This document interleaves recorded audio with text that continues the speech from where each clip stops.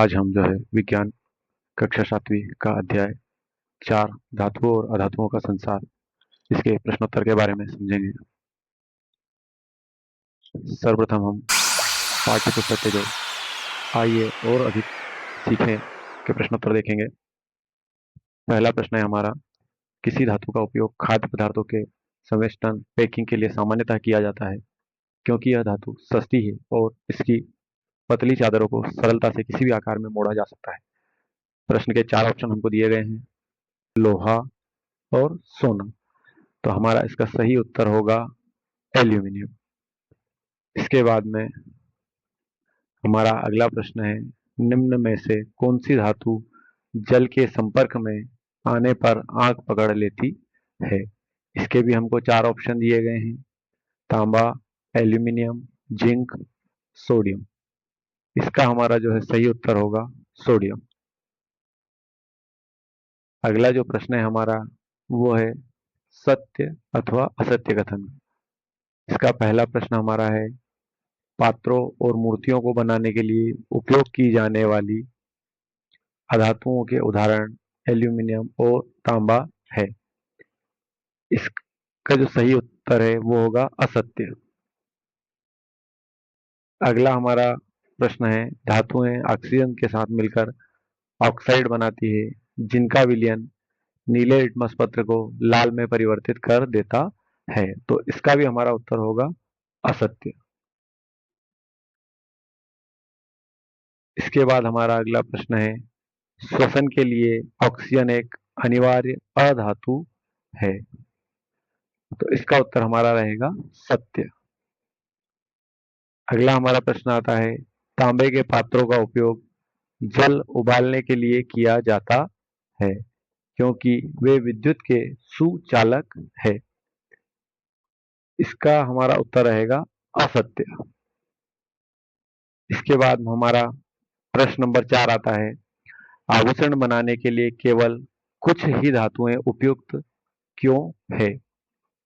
तो इसका हमारा उत्तर है, आभूषण बनाने के लिए केवल कुछ ही विशिष्ट उत्कृष्ट धातुओं जैसे सोना और चांदी का चयन किया जाता है क्योंकि इन पर जंग नहीं लगती है, इनकी चमक लंबे समय तक बरकरार रहती है तथा इनमें तन्यता का गुण होता है और तन्यता के कारण इनसे अत्यधिक बारीक और सुंदर तार खींचे जा सकते हैं एवं इनके अंदर प्राकृतिक चमक होती है जो दिखने में अत्यंत आकर्षक होती है। इसके बाद हमारा अगला प्रश्न है, स्तंभ 1 और स्तंभ 2 में धातुओं और अधातुओं के उपयोग को उनके व्यवस्थित नामों के सामने हमको लिखना है। तो इसका उत्तर है, स्तंभ 1 में हमारा पहला है विद्युतीय तारों में उपयोग। तो विद्युतीय तारों में हम तांबे का उपयोग करते हैं। अगला है हमारा प्रबल, आघात वर्धनी और तन्य कौन सी धातु होती है। तो इसका हमारा उत्तर होगा सोना। अगला प्रश्न है, जीव इसके बिना जीवित नहीं रह सकते। तो इसका उत्तर है हमारा ऑक्सीजन। अगला प्रश्न है हमारा, जब मृदा में इस उर्वरक को मिलाया जाता है तब पौधे स्वस्थ रूप से वृद्धि करते हैं। इसका उत्तर हमारा रहेगा नाइट्रोजन। अगला प्रश्न हमारा है, जल शुद्धिकरण में इसका उपयोग किया जाता है। तो ये हमारा है क्लोरीन। इसके बाद हमारा अगला प्रश्न आता है, प्रश्न नंबर 6, क्या होता है जब ऑक्सीजन मैग्नीशियम और सल्फर के साथ अभिक्रिया करती है। निर्मित उत्पाद की प्रकृति में प्रमुख अंतर क्या होता है, ये भी हमको बताना है। तो इसका उत्तर हम देखते हैं, मैग्नीशियम जो है हवा में उपलब्ध जो ऑक्सीजन होती है उसमें जलकर एक चमकदार सफेद ज्वाला के साथ मैग्नीशियम ऑक्साइड नामक सफेद चूर्ण बनाता है।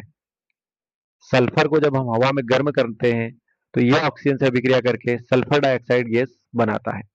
अब हम देखते हैं इनकी प्रकृति में मुख्य अंतर। मैग्नीशियम ऑक्साइड का जो जलीय विलयन होता है उसकी प्रकृति क्षारीय होती है, किंतु सल्फर डाइऑक्साइड अम्लीय प्रकृति का होता है। अगला प्रश्न हमारा है, प्रवाह चित्र को पूरा कीजिए। तो इसमें सर्वप्रथम जो हमारा पहला खाली स्थान है उसमें आएगा मैग्नीशियम। मैग्नीशियम, वायु और उष्मा, ये तीनों जब मिलते हैं तो राख बनेगी। फिर उसके बाद अगला जो हमारा रिक्त स्थान है इसमें आएगा मैग्नीशियम ऑक्साइड का विलयन। और अंत में एक हमारा रिक्त स्थान है नीले लिटमस के रंग में परिवर्तन। तो इसका उत्तर आएगा नहीं। फिर आते हैं हम प्रश्न नंबर 8 पे।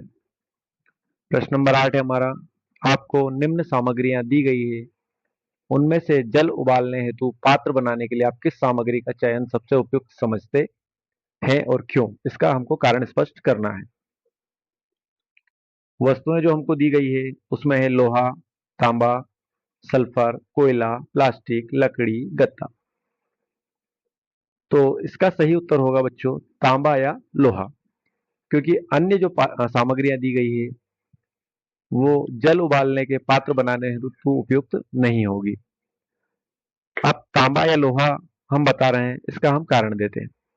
तांबा और लोहा धातुएं हैं जो उष्मा की सर्वोत्तम सुचालक होती है। ये आग की गर्मी को पानी तक तेजी से स्थानांतरित करती है, जिससे पानी जल्द उबलता है।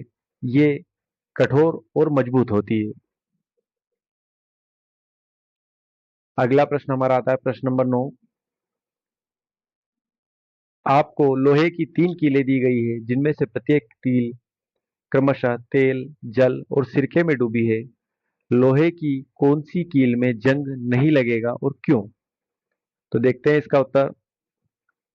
तेल में डूबी हुई लोहे की कील में जंग नहीं लगेगा, क्योंकि लोहे में जंग लगने के लिए ऑक्सीजन और नमी दोनों की एक साथ उपस्थिति अनिवार्य है। जब लोहे की कील को हम तेल में डुबोते हैं तो तेल की जो परत होती है वो वायु को कील की सतह तक पहुंचने से पूरी तरह रोक देती है, जिसके कारण कील में जंग नहीं लगती है। अगला हमारा प्रश्न है, धातुओं एवं अधातुओं के विभिन्न गुणों के आधार पर उनके उपयोग को दैनिक जीवन में कैसे निर्धारित किया जाता है? तो दैनिक जीवन में जो है हम उपयोग निर्धारण निम्न प्रकार से करते हैं। देखते हैं हम धातुओं का उपयोग कहाँ कहाँ किया जाता है।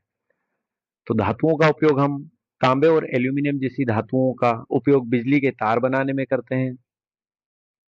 तांबे और लोहे जैसी धातुओं से हम रसोई के बर्तन बनाते हैं।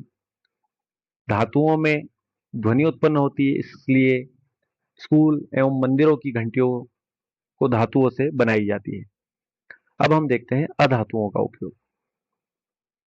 ऑक्सीजन का उपयोग श्वसन के लिए किया जाता है। उसके बाद देखते हैं नाइट्रोजन जो है उर्वरक के रूप में उपयोग की जाती है, जो पौधों के लिए बहुत ही आवश्यक होती है। क्लोरीन का उपयोग जो है कीटाणुनाशक के रूप में जल शुद्धिकरण के लिए किया जाता है। अगला प्रश्न आता है हमारा प्रश्न नंबर 11। प्रश्न नंबर 11 है हमारा,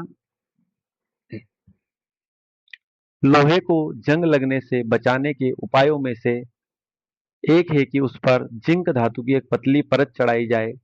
चूंकि सल्फर जल के साथ अभिक्रिया नहीं करता है, तो क्या इसका उपयोग इस उद्देश्य के लिए किया जा सकता है? अपने उत्तर की पुष्टि कीजिए। तो इसका उत्तर है नहीं, जंग से सुरक्षा के लिए सल्फर का उपयोग नहीं किया जा सकता है, क्योंकि सल्फर एक अधातु है जो ठोस रूप में बहुत भंगुर होती है।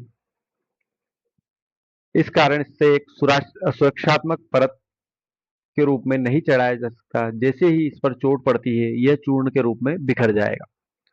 जिंक जो है, जिंक धातु लोहे से अधिक क्रियाशील होने के कारण एक सक्रिय सुरक्षात्मक आवरण बनाती है, जो हवा और नमी को लोहे तक नहीं पहुंचने देती है। अगला हमारा प्रश्न है, एक लोहार उपकरण को बनाने से पूर्व लोहे को गर्म करता है। इस प्रक्रिया में गर्म करना क्यों आवश्यक है? तो इसका उत्तर हम देखते हैं। अत्यधिक तापमान पर लोहा बहुत नर्म हो जाता है, जिससे उसकी आघात वर्धनीयता अस्थायी रूप से बहुत अधिक बढ़ जाती है। गर्म नरम लोहा हथौड़े से वार करने पर बिना टूटे आसानी से चपटा हो जाता है और लोहार बिना अधिक कठिनाई के उसे उपयोगी उपकरण जैसे कुल्हाड़ी, फावड़ा या अन्य उपकरण के रूप में ढाल सकता है। यदि लोहा ठंडा होगा तो वह अत्यधिक कठोर होता है, जिसे पीटने पर आकार बदलना असंभव होता है। अब हम पाठ के कुछ अन्य महत्वपूर्ण प्रश्नों के बारे में जानेंगे। इसमें हमारा पहला प्रश्न होगा, आघात वर्धनीयता किसे कहते हैं? तो इसका उत्तर हम देखते हैं, सामग्रियों का वह गुण जिसके द्वारा उन्हें पीटकर पतली चादरों में परिवर्तित किया जा सकता है, आघात वर्धनीयता कहलाता है। इसके उदाहरण हम देखते हैं, सोना और चांदी सर्वाधिक आघात वर्धनीय धातुएं हैं। अगला महत्वपूर्ण प्रश्न हम देखते हैं, कौन सी धातु कमरे के तापमान पर द्रव अवस्था में पाई जाती है? इसका उत्तर होगा हमारा पारा। पारा एक ऐसी अनूठी धातु है जो कमरे के तापमान पर द्रव अवस्था में रहती है। इसका उपयोग सामान्यतः तापमापी या थर्मामीटर में किया जाता है। अगला हम प्रश्न देखते हैं, प्रश्न नंबर 3, तन्यता से आप क्या समझते हैं?